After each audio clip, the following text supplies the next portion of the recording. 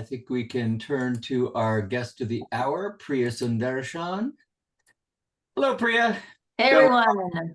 were any of your caucus colleagues going to be able to join you today? So we don't have the house here today, but I'm happy to share what I know, and some of what I know is what you know because a little bit of what we're learning about what is going on is just in the media and on social media from what Republicans are saying back and forth. So, but yeah, for those who aren't, watching the state legislature every single day. The thing that is keeping us from signing off for the year, the sine die motion that we make every year and say we'll see you next January. The thing that's keeping us from doing that is that we have to pass a state budget, and we're in a bit of a limbo potential crisis because apparently the House Republicans are yeah, they're just kind of being childish. They're not playing ball. They are kind of taking their balls and going home. The Senate on late Thursday morning, early Friday at 2 a.m., we finished voting out the budget and anything else. And then we actually passed a sine die motion um, because actually, even before we did that, we learned that the House on Thursday, earlier Thursday, rather than continuing to stay in session and even meet Friday or Saturday, decided to adjourn on Thursday and come back today, which just felt like an incredible blow, an incredible just offensive move when here we are staying and voting and trying to pass a budget that had been, by the way, the Senate passed budget had been negotiated by Democratic caucuses in both the House and the Senate, the governor's team, and the Senate Republicans. House Republicans had essentially refused to meet and participate in this process. So what has passed the Senate is the product of these bipartisan negotiations. It is not an excellent budget. It's not one that I personally loved, and I voted no, but it is still the product of these negotiations. And we did have a number of members in my caucus who voted yes on it. And I fully support their yes votes because it was because of our caucus's engagement in this process and my caucus members voting yes, some of the Senate Democrats who voted yes, that we were able to get some of the smaller wins in this budget that, for example, are completely missing in anything that the House Republicans are talking about. And so that's kind of that's the lay of the land. House Republicans are messaging this as a Democratic budget. Well, they use the term Democrat budget because they can't do grammar. But they're messaging this as a rhino Democratic budget that no self-respecting Republican should support. And that's false, as you can tell by the fact that Senate Democrats were not 100% in support of the budget that passed the Senate.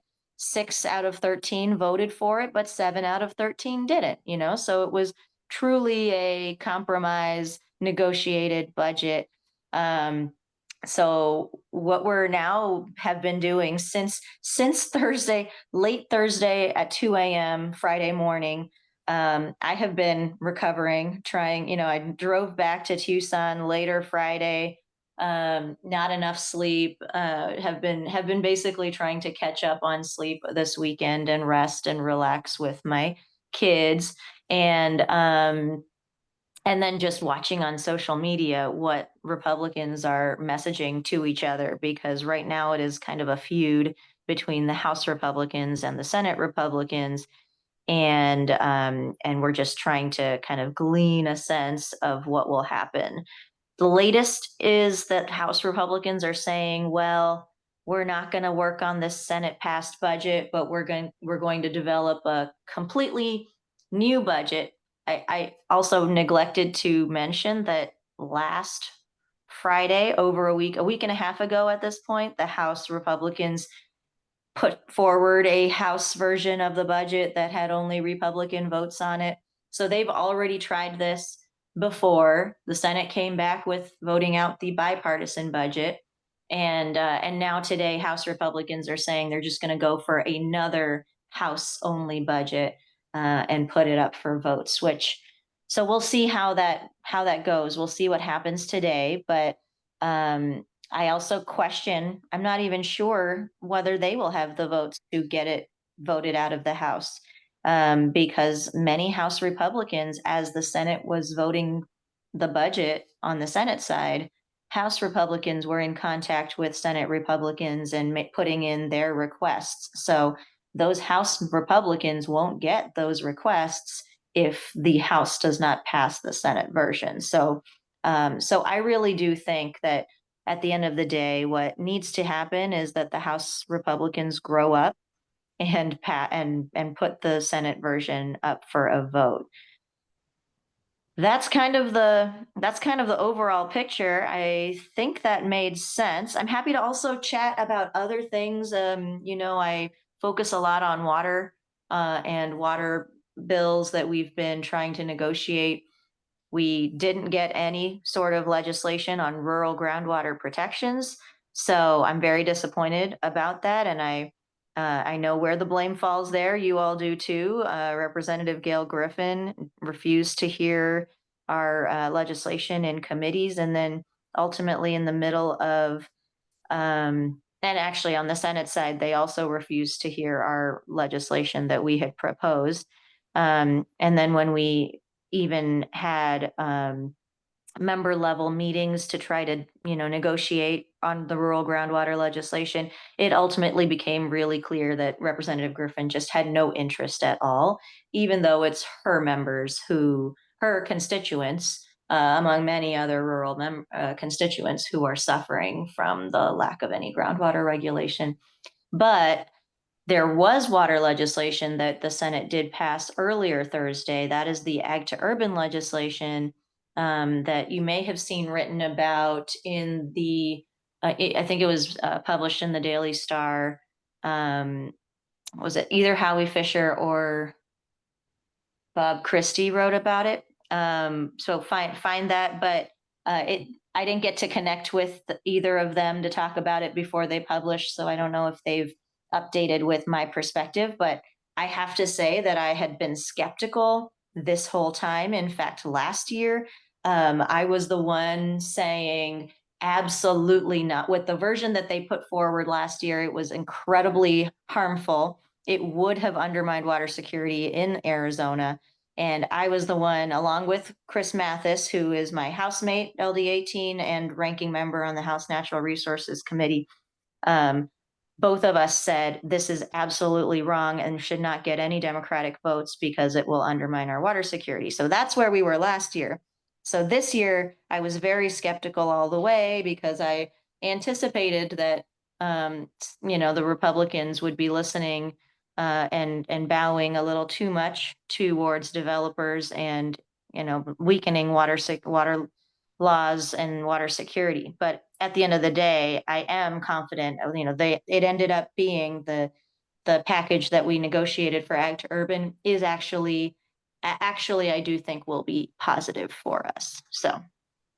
Priya, could you give us a rundown of what you view and what the caucus views as some of the big wins and losses in this year's budget?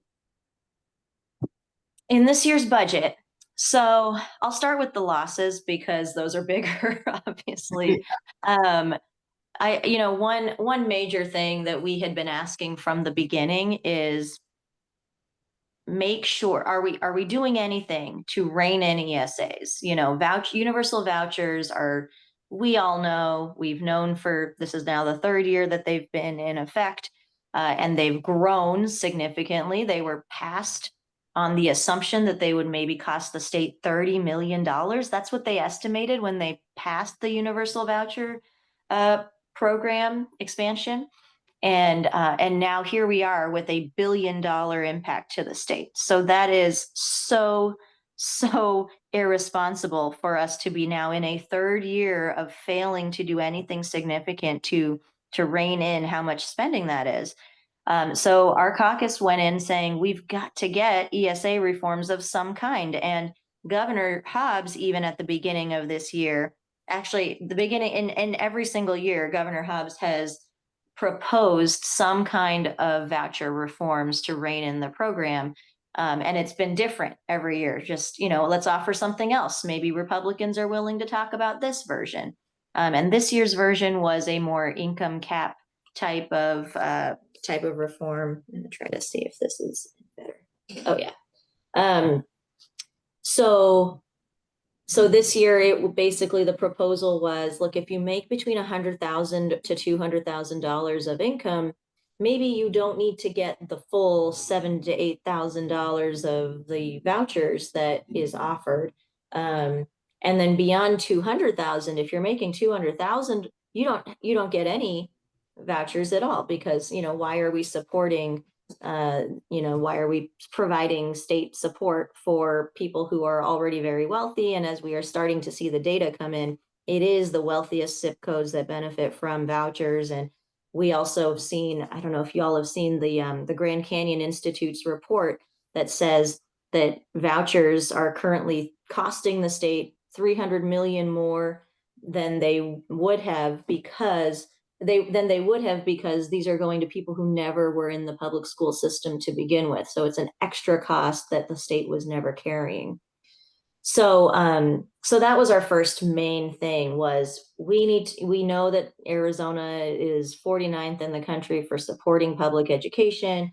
We need to be funding public education, and we need to be reining in the uncontrollable spending on ESA vouchers. So that was our starting point, where we said, we as Senate Democrats need to see some kind of ESA reforms before we're going to be willing to talk about providing votes.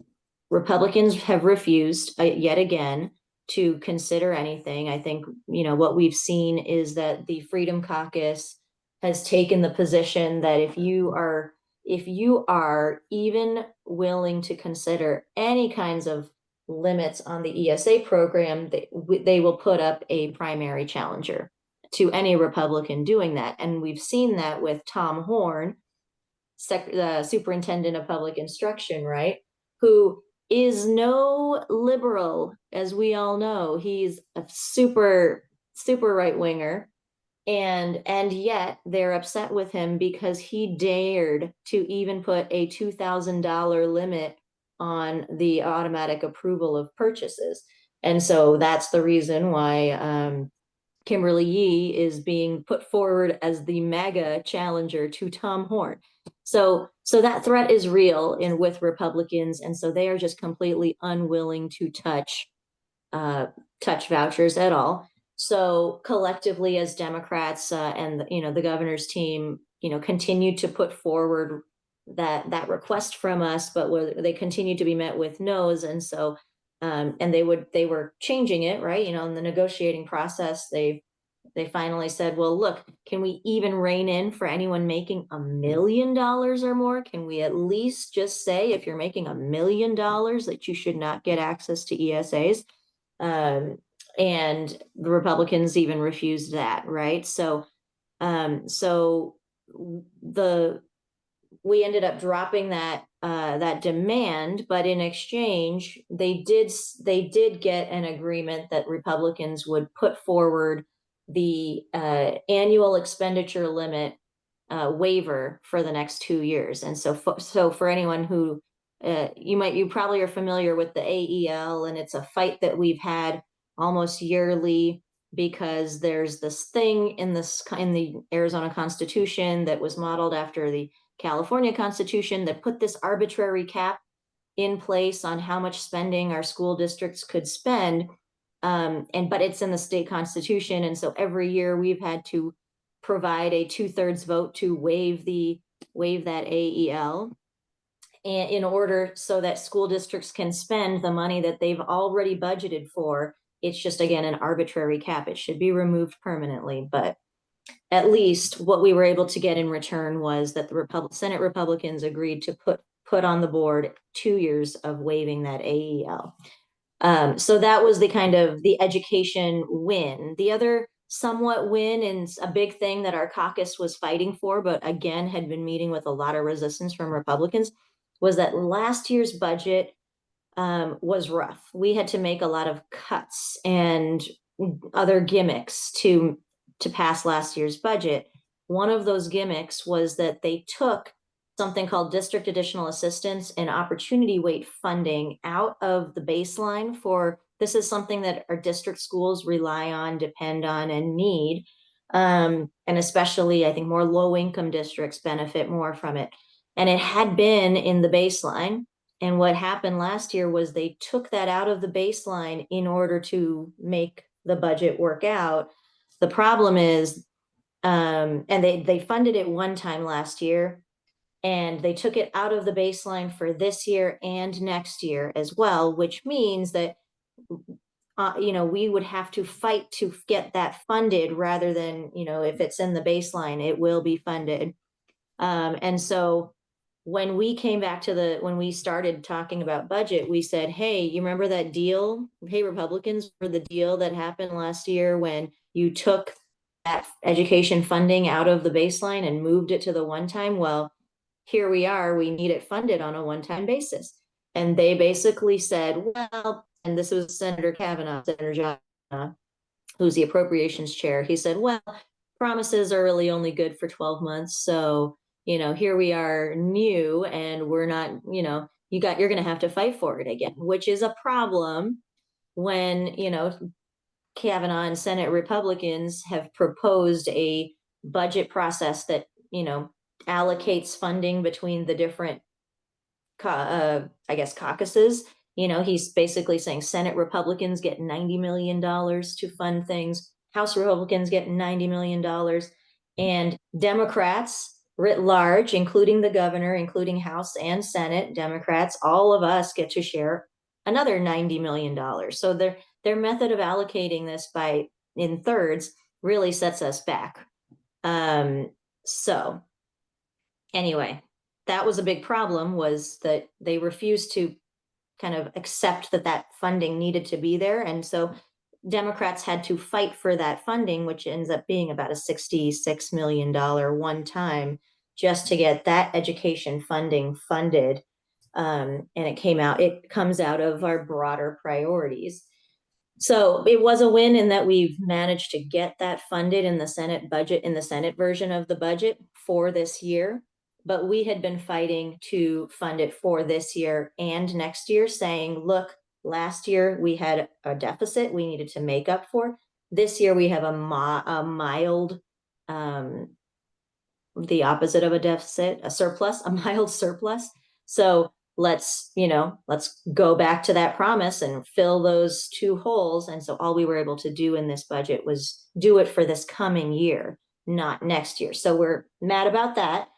That said, the House Republicans are not funding it at all. So that's automatically a cut to education, that whatever House Republicans are negotiating and putting forward does not fund education in the way that it needs to. So the pluses and the minuses are like are kind of nuanced. There's some positives, but also it could be so much better if we weren't constrained in this,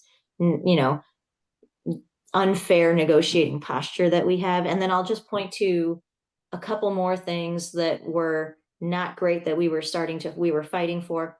One thing that Senate Democrats had identified was we're entering a recession, likely, right? Just chaos is happening. Economics is looking bad. We may be entering a recession. So we need to be funding services that support people who are most needy, who are going to maybe find themselves on the streets. So we need to be supporting programs that are going to be doing eviction protection and legal aid and rental assistance and even investments in housing, like LIHTC expansion, so that we can start building affordable housing, other housing trust fund investments to help building housing, but also just, homeless services and shelter support. So we had proposed $150 million of potentially needed support in this space.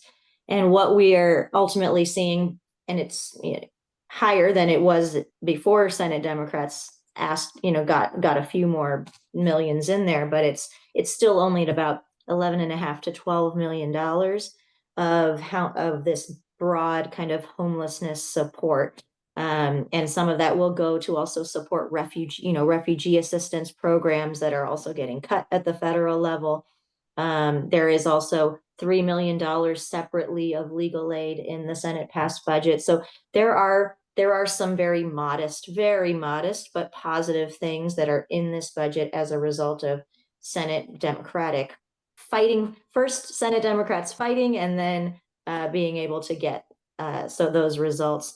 Oh, and then the final thing that Senate Democrats fought for was a reduction of additional border security funding, because as we are seeing, there's so many unmet needs that were occurring in this budget, and yet we were seeing in the governor's budget proposal $20 million on over the 3-year period going to increase border security funding from the state level, which is on top of a baseline of like $13 million ongoing already for border security funding, on top of get 'em funds, which are another topic of immigration gang activity funding that is also in the baseline.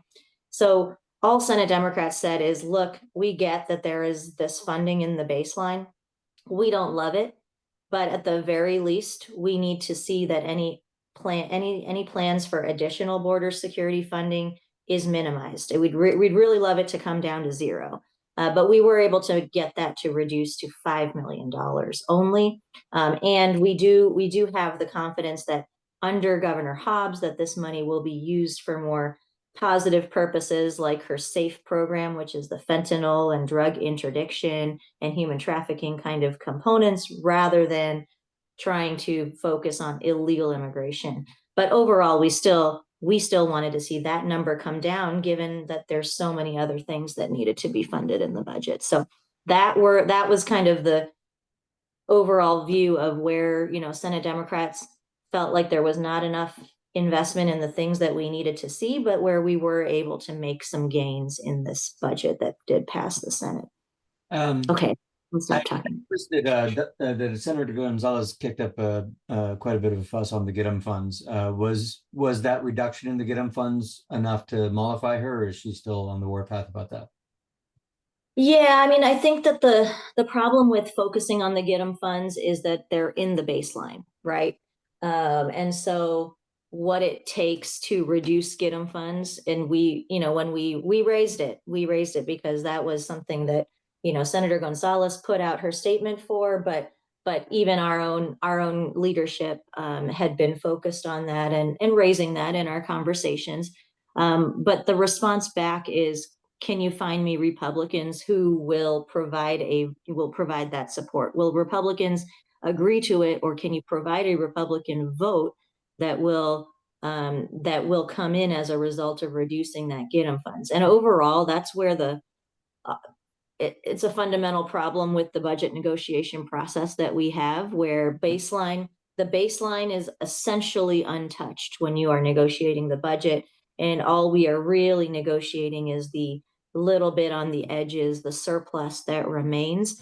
It is a much bigger lift and a much harder mountain to climb to be able to actually provide, get there to be consensus to get any reductions in some of these baseline funding pieces, or even in footnote language that we find offensive and we don't want to exist in there. And so we have to recognize that what we have right now is a Democratic governor who can ensure that the use of the funds will be used in a way that is better than it would ever be. I mean, I think we would absolutely throw a fit if we did not have a Democratic governor over that funding and the language there. But we have to, yeah, I think that's where we ended up kind of being able to reconcile that we reduced the additional border security funding. Some of the baseline things we won't be able to do until we get a legislative Democratic majority.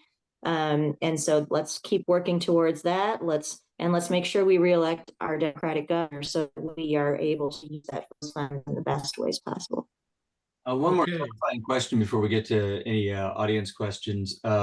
What procedurally, what does the negotiating stance look like right now regarding the budget? I mean, we have two budgets that could potentially go to the governor. Obviously, we can't have two budgets. We have to have one budget go to the governor.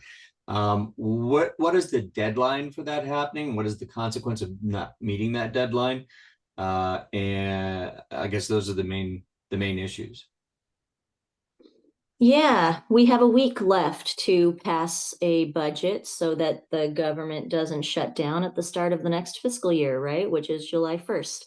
So time is running out, and certainly that impacts how how negotiating can occur. But all along there has been no desire from the parties at the negotiating table to force a government shutdown, and we've been negotiating and working towards finding that bipartisan budget that passed the Senate that would avoid a government shutdown. And now here we are with House Republicans suddenly balking and saying, actually, no, we want our own separate things and our own separate priorities. And yeah, we never really sat down with any of you before, but they're really playing this brinkmanship game where they're basically threatening the passage of the budget and threatening a government shutdown, and that it would all the blame for that is entirely on House Republicans, because they're the ones who have refused to play ball this whole time. Yeah, I think that's ultimately where we are. And they keep saying they want to pass their House Republicans only budget, which they did last week. And and the parties of, and especially the governor, has said, look, you pass this House Republican only budget and I will veto it. So okay, it's 12:45. How are you on time? I can stick around till 1. You're doing good? Yeah. Okay, great. Lillian Fox has a question or a point for you. Yeah, I don't know how current you are on the Project Blue because the information keeps changing. Now they're claiming they're going to use potable water for 2 years, and they're also claiming that our electric costs aren't going to go up because over the long run, Project Blue will pay for it. But what they're missing is, with utility industry, you build the infrastructure before you need it. So it looks like a disaster. We don't know. Yeah, they're claiming that it's a trade secret how much water they use, which is nonsense. Okay, thanks, Lillian. Yeah, that's good to know. I am very skeptical. I'm concerned about data centers broadly and how much energy they will use and water they will use. And I haven't had time to be able to really dig in and keep up to date with the details of this project. But overall, I mean, it is very concerning when we're in a constrained world, especially in the desert with our water resources, but also with our energy use. This session we saw some utility legislation that the utilities had pushed through the legislature, one of them that Senate Dems actually held the line, and we provided no Democratic votes in this floor, but they did have, both of these bills had Democratic support in the House, and one of them did have Democratic votes in the Senate,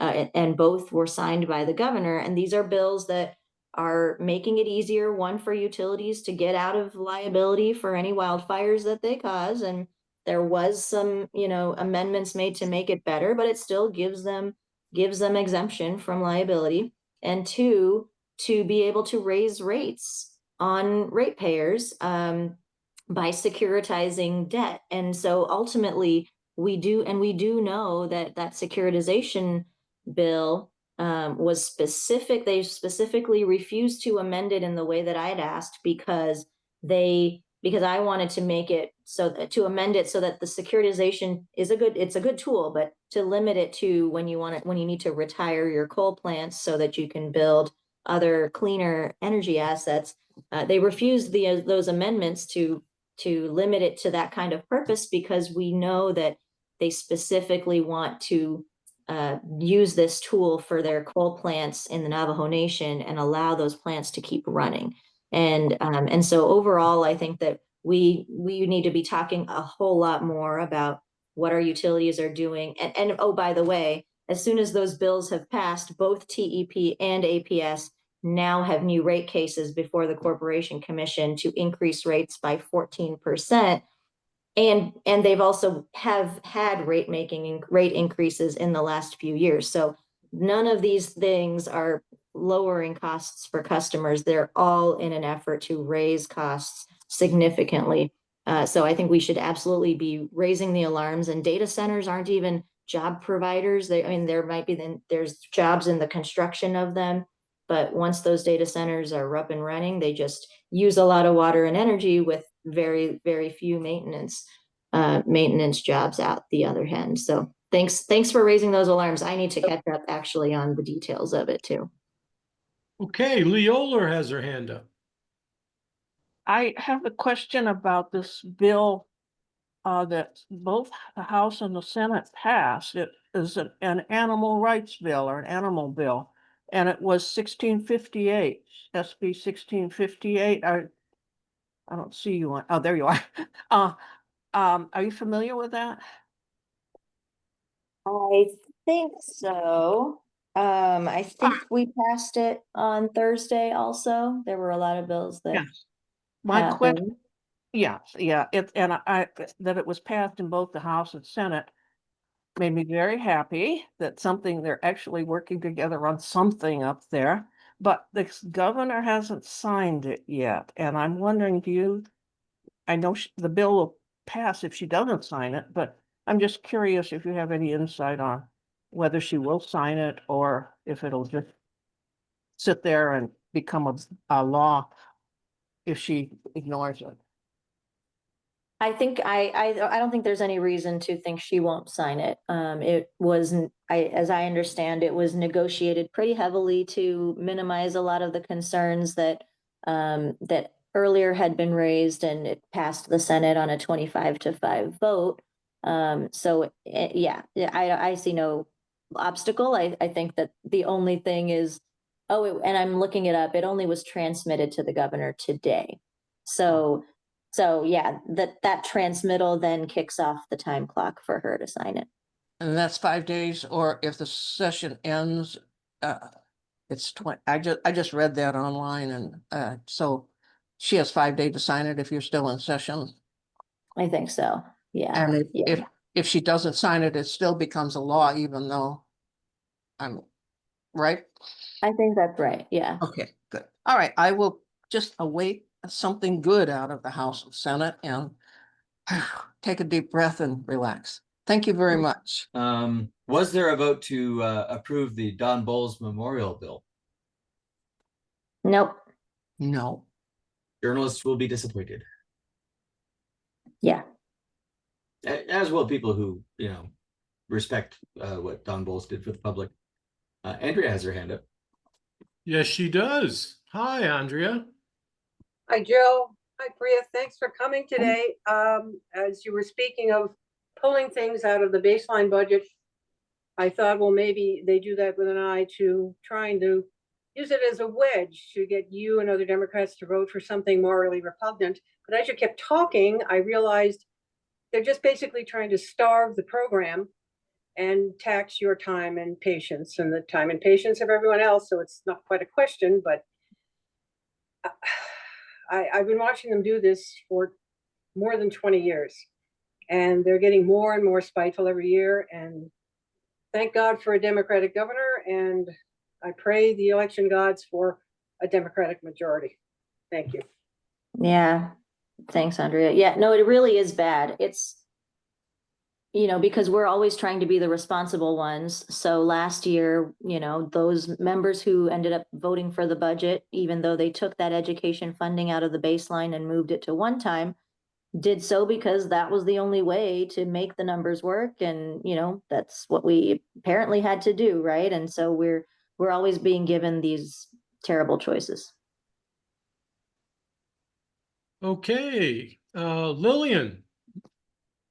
Yeah, I just, since it's so important, we win some, more Senate seats and more seats in the House. What do we need to do that? Because we keep trying and not quite succeeding. Yeah, last year there was a big Trump wave, and a lot of non-voters who were motivated to vote because Trump was on the ballot and they believed all of the lies that Trump was saying about how he's the president who doesn't start wars, the latest lie that we now know. But also the one who would be the good for business, and yet here he is causing economic chaos with all his tariffs, right? So just voters believed Trump. I do think that, the Trump cult really goes to Trump and Trump alone, as we've seen a lot of MAGA candidates who try to be like Trump have failed in Arizona. But unfortunately, the impacts of voters who were driven to turn out for Trump swamped us.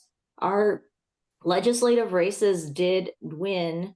We did overperform the top of the ticket. It just wasn't enough to counteract. So I do think that, 2026 remains a very good opportunity for us to make sure, as long as we have our act together and are able to make the investments in voter turnout, voter registration, et cetera, that we should do as a party, and then also be able to recruit good candidates for the legislature, willing to do the hard work, that we have an opportunity to get there. So we're 6 months into this 2-year cycle, and we're at the place where we are recruiting candidates, especially for those target districts, and we'll continue doing everything we can so that we have them in the best position to win those races. And Southern Arizona, although the rest of the whole state, we lost a lot of legislative seats, we know that in Southern Arizona we actually flipped a seat for Democrats, and that was a huge achievement. So we got to keep it up. Absolutely. Well, let's see. Luci Messing has her hand up. Luci? Thank you, Joe.